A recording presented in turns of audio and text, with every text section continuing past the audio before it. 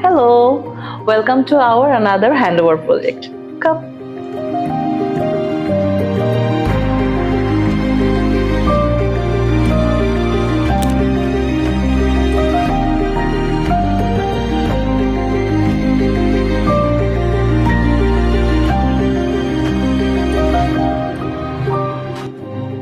এখন আমরা আমাদের অ্যাপার্টমেন্টের পুরো ইন্টেরিয়র ব্যাপারে একটু আপনাদেরকে ব্রিফ করব।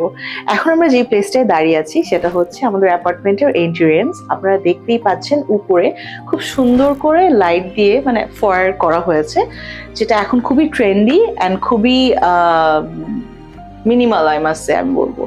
অ্যান্ড এরপরে আমার লেফট সাইডে আছে ড্রয়িং রুম। আমরা ড্রয়িং রুমটাও এখন একটু ভিজিট করে ফেলবো।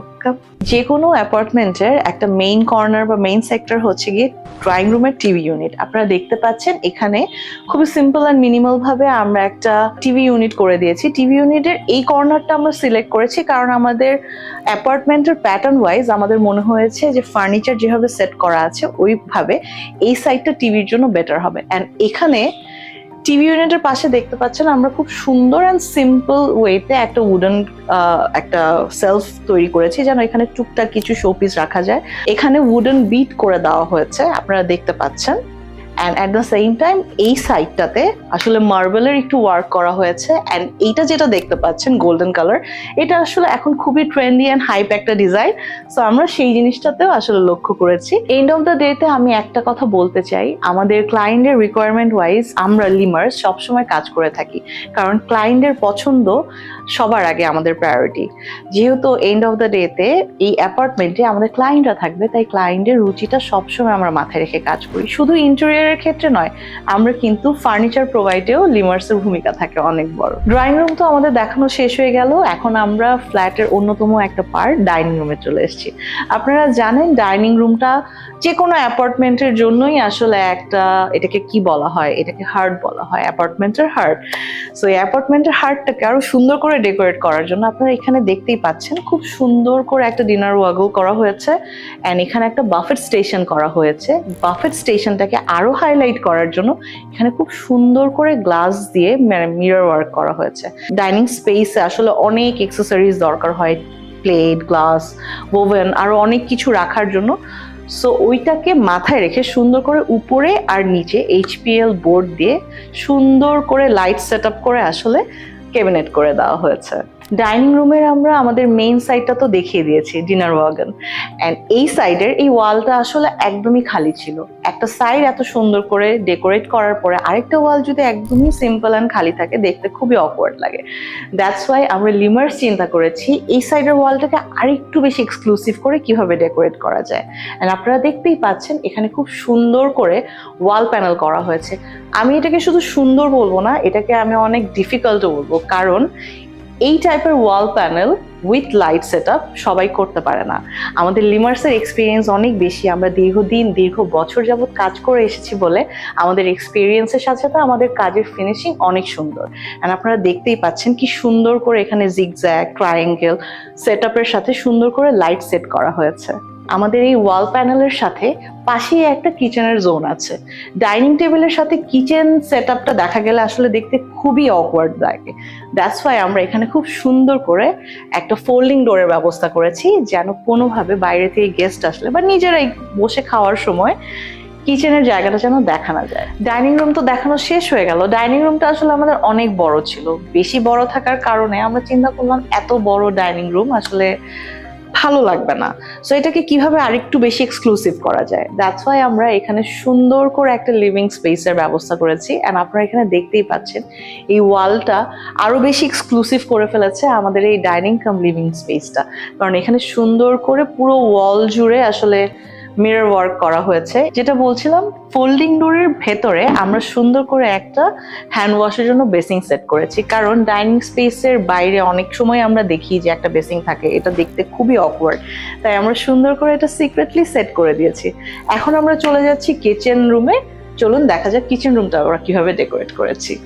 এটা আমাদের কিচেন রুম। আপনারা একটা জিনিস নোটিস করেছেন, এত বড় একটা অ্যাপার্টমেন্টের অনুযায়ী কিন্তু এই কিচেনটা খুবই ছোট, কারণ হচ্ছে গিয়ে আমি এখানে একটু ইনফরমেশন দিয়ে রাখতে চাই। অনেক সময় দেখা যায় ক্লায়েন্টরা পুরো অ্যাপার্টমেন্ট কিনে ফেলার পরে সবকিছু রেডি করার পর ইন্টেরিয়রের সবার সাথে আসলে কমিউনিকেট করে, যে কারণে হয় কি যে আমরা আসলে অনেক বেশি চাওয়ার পরেও সুন্দর করে আসলে কিচেনটাকে সেট আপ করে দিতে পারি না। নট অনলি কিচেন, এটা যে কোনো কিছু হতে পারে। এটা হতে পারে আপনার লিভিং রুম, হতে পারে বেডরুম, হতে পারে ড্রয়িং রুম।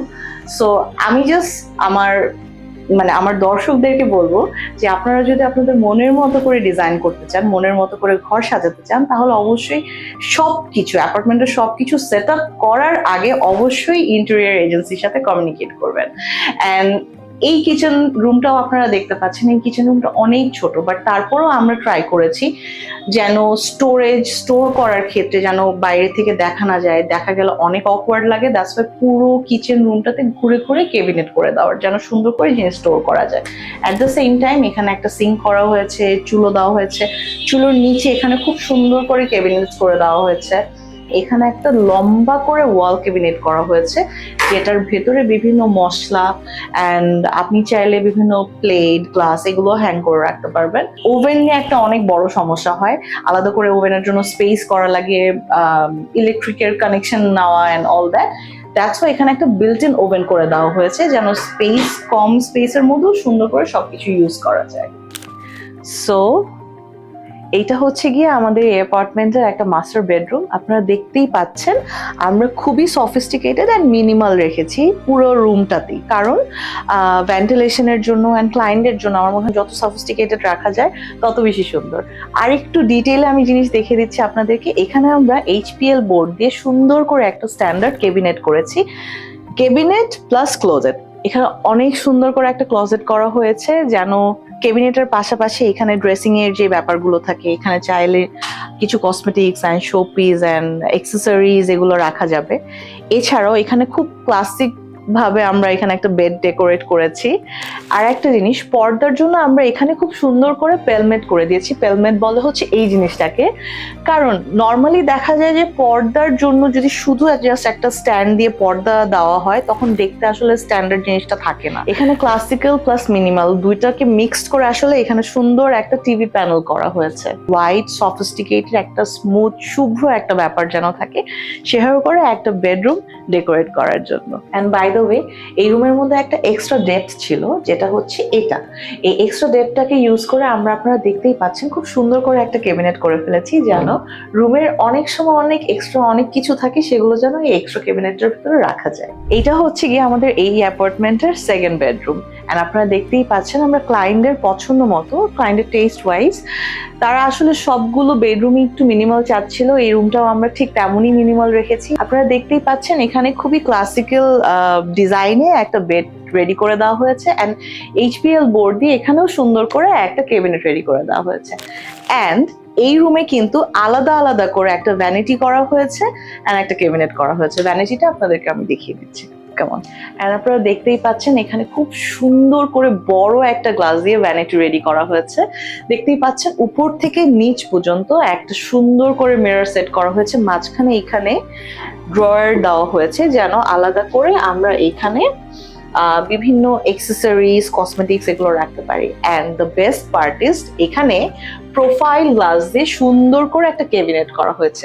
প্রোফাইল গ্লাসটা স্পেশালি দেওয়া হয়েছে কারণ এটা এখন অনেক বেশি ট্রেন্ডি, অ্যান্ড প্রোফাইল গ্লাসের কারণে জিনিসগুলো রাখলে দেখতেও খুব সুন্দর লাগে। প্রোফাইল গ্লাসের ভেতরে প্রত্যেকটা ক্যাবিনেটের মাঝে মাঝে কিন্তু লাইট সেট করা হয়েছে। সো অনেক সময় মেয়েদের যে জিনিসগুলো হয়, যে কসমেটিক্স বা জুয়েলারিজ বা ছোটখাটো জিনিস আমরা রেখে দেওয়ার পরে আমরা খুঁজে পাই না, বাট এখানে আসলে না খুঁজে পাওয়ার কোনো চান্সই নেই। এটা দেখতে যতটুকু সুন্দর স্মার্ট, তেমনই ইউজের জন্য অনেক কমফোর্টেবল।